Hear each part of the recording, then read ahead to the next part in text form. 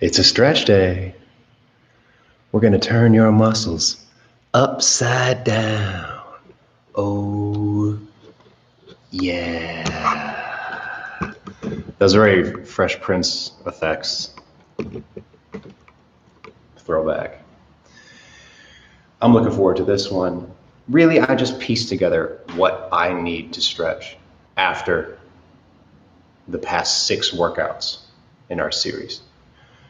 Perhaps you are feeling some of the same stuff. Maybe you're feeling different things. A lot of this is backside of the body. Almost all of it is backside of the body. And we know that gets super tight with probably the average lifestyle habit set of myself and a lot of us tuning in, where we're seated, knees are bent, chin's forward, shoulders are hunched, resting on the table, all that kind of stuff. Driving, officing, phoning, computering, tableting, Xboxing, whatever activities you purvey. So understand that whether or not you've been with us for the past several workouts, we got that posterior chain tightness and overuse syndrome to some degree, if I were to guess. So let's break that stuff up together. Really all you need today is good, gentle floor space. And whether or not you have a yoga mat or a foam mat like I've got, put down some pillows, be on carpet, be on your mattress. I love doing the stretches while I'm still in bed. If you're watching this live, it's Sunday before a holiday, so you may be able to just stay in bed. Word. Don't fall asleep though until the workout's over. Towel or any kind of handheld strap situation, a belt is going to work perfectly. A t-shirt rolled up is going to work perfectly. Or if you're in bed, grab the sheets or a blanket.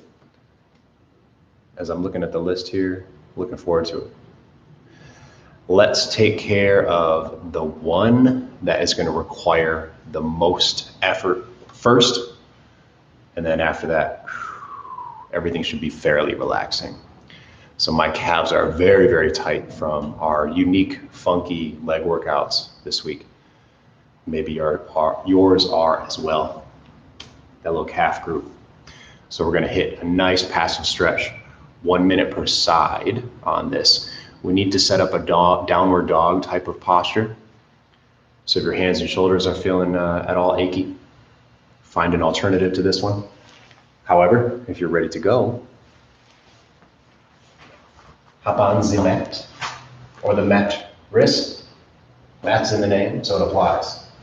I'm coming up into a downward dogish thing. Actually, so you can see better. Give it a little contrast. Woo. I want my back to be flat, and I want my heels to be able to touch the floor with straight knees. So maybe you gotta walk further out to let that happen. Find your angle. Now, right off the bat, I noticed first the hamstring stretch by being here. But the goal for this first move is to stretch the calf group.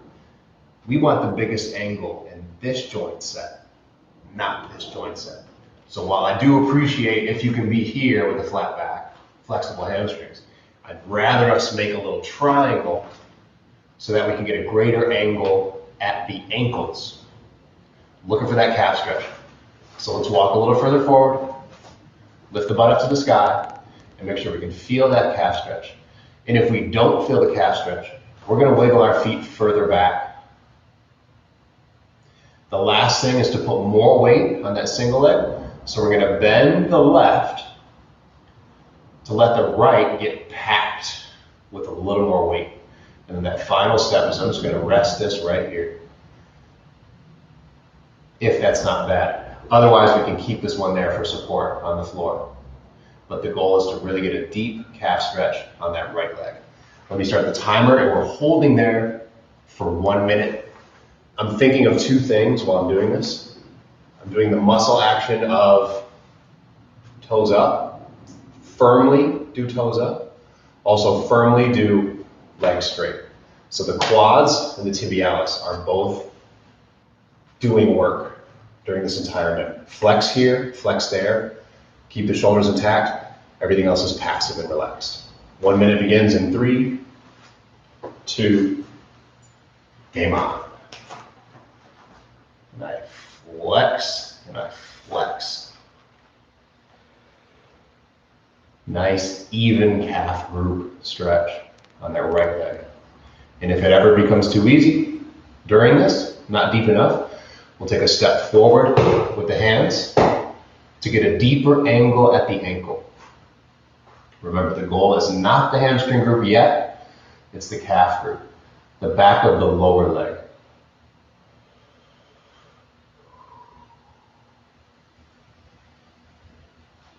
And keep flexing the shin muscle to drop the ankle down, drop the heel down. Keep flexing the quads to keep the knee straight. And the combination will get us a nice set of conditions to put those calf muscles at length.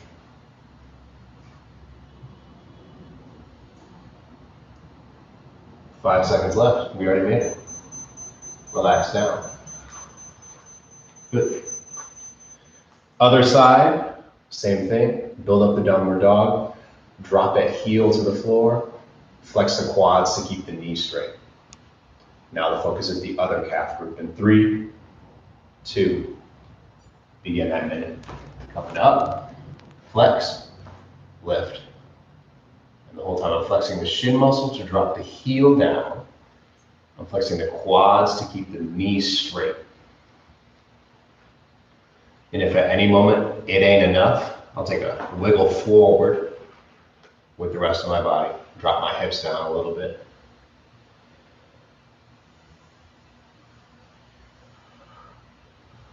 We see this heel is just barely floating above the ground. So we know there's room left to grow. There's room left to progress for the calf flexibility. Whew.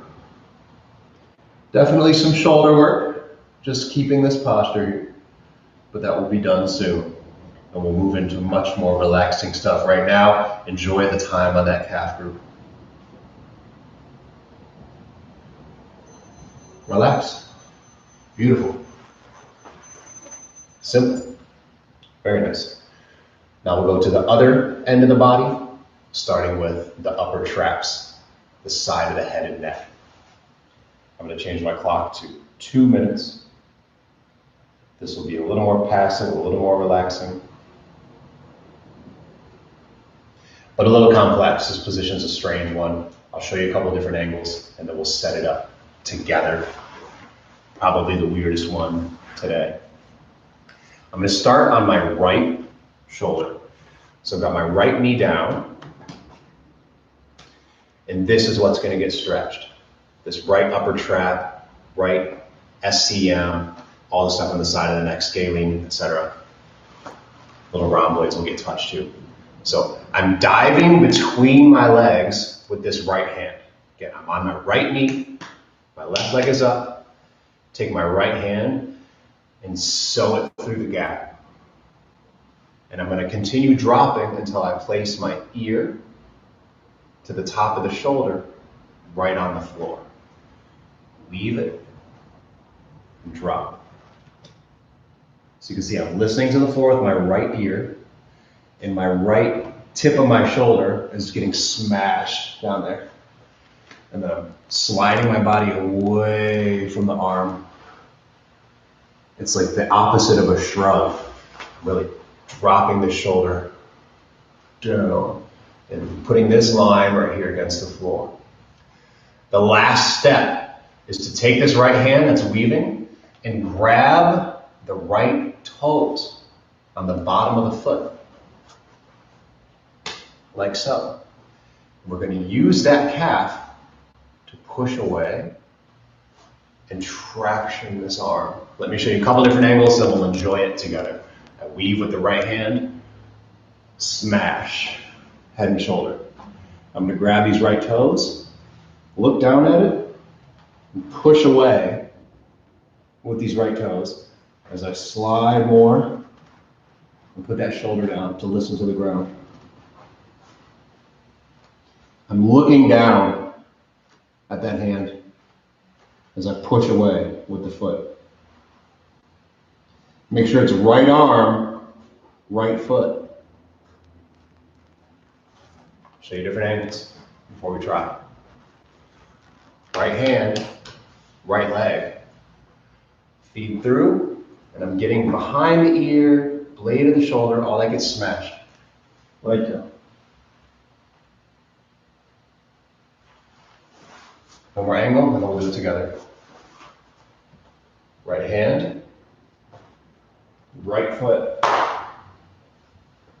Slide away from it. Put the back of the neck and the ear right down. And I'm using gravity and this pushing away to pull that shoulder out. 2 minutes per side. Experiment with this one to find it. Our bodies are all a little bit different, but the goal is this and traction in that arm. And if you find that sweet spot, this is one of my favorites here for my head, neck, and shoulders. 2 minutes begins in 3, 2, timer's on. Right knee is down, weave. Right ear to the floor, grab those toes. And roll the top of the back down, like we're about to somersault into that right shoulder.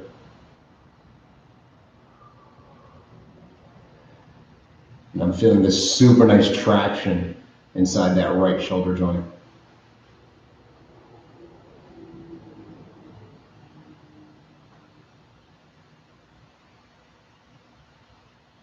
And whether or not you have this grip here, just putting that shoulder to ear line down on the ground is a really nice upper trap stretch, side of the neck stretch. Nice. The goal is to try to make the neck skin touch the ground. Put the ear to the ground, let the flesh of the side of the neck touch the ground, and as much of that upper trap line touch the ground as possible. All in contact.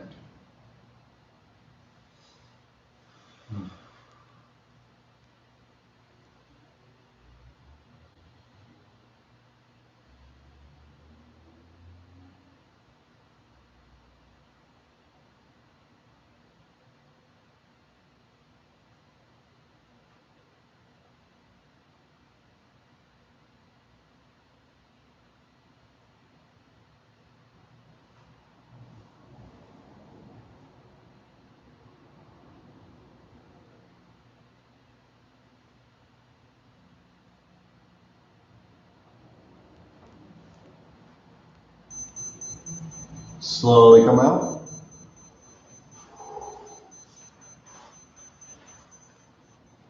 And now compare that right neck and the left neck. I've got rubber on one side, cement on the other. Let's match it. Now we're going to have the left knee down, the right leg up.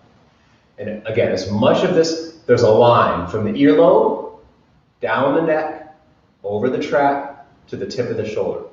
As much of that surface should be in contact with the floor as possible. We shouldn't have this open gap. Should not look like this. We should have that head and neck down. Not here. There. Like we're ready to somersault over the left shoulder. Left knee down, right foot is up. Left hand is going to sew its way through that gap. We're going to put the back of the earlobe right down. As much of this flesh down as possible. Last step, the left hand can grab this left foot as an anchor. And then we slide away some more. 2 minutes begins. Now. Oops. 2 minutes begins now.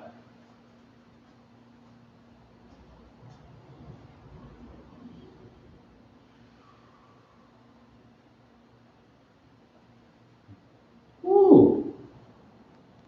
And often the traction inside the joint, the suction out, can bring a deeper sensation than the stretch itself and the angle stretch.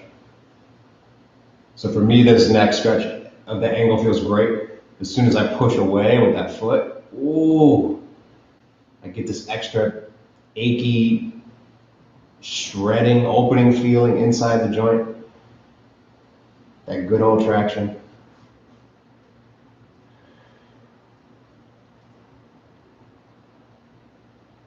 Woo.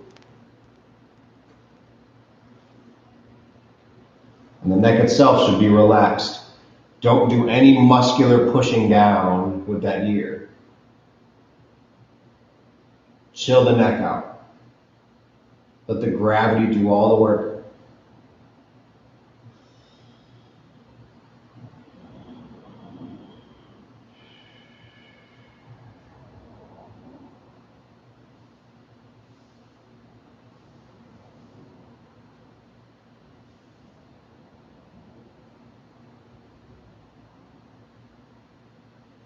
Oh.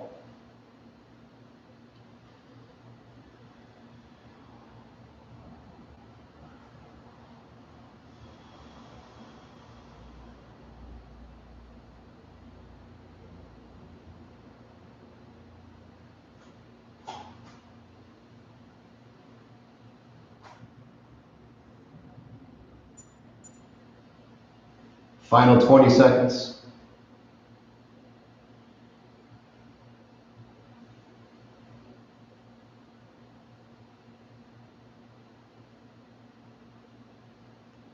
Ten, 9, 8, 7, 6, 5, 4, 3, 2.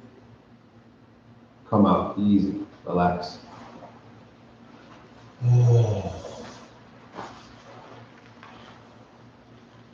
Now, both traps are open. Pretty chill. Grab the towel for the next one. We're gonna get into the middle back, into rhomboids. Another one of my personal favorites.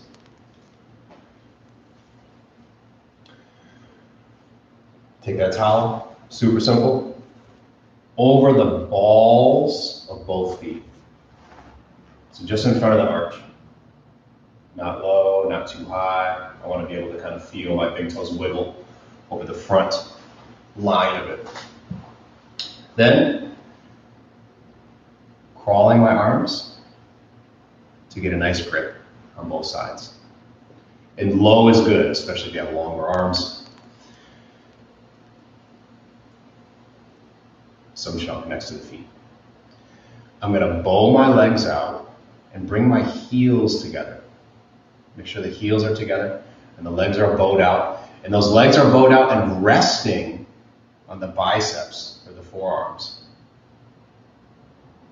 And if we're relaxed and hunched forward, that's gonna provide some traction outward inside the shoulder joints. So those legs bowing out, that frogger has a job. The last step,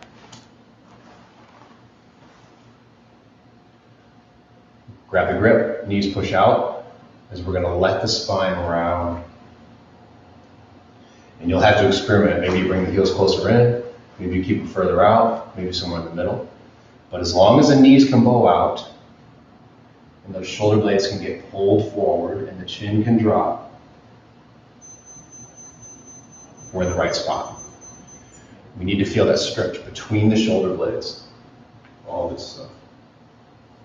Drop the chin, shoulder blades roll forward, bowing the knees out with some intent to separate the shoulder joints.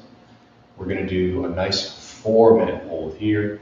Really the only thing that should be working other than the bowing out, which should be almost passive, is the grip. Make everything else relax. Find that bow posture where the grip is keeping you up. And if you let go of the grip, you'd fall. 4 minutes begins In 3, 2, relax, find the grips. Fold the knees.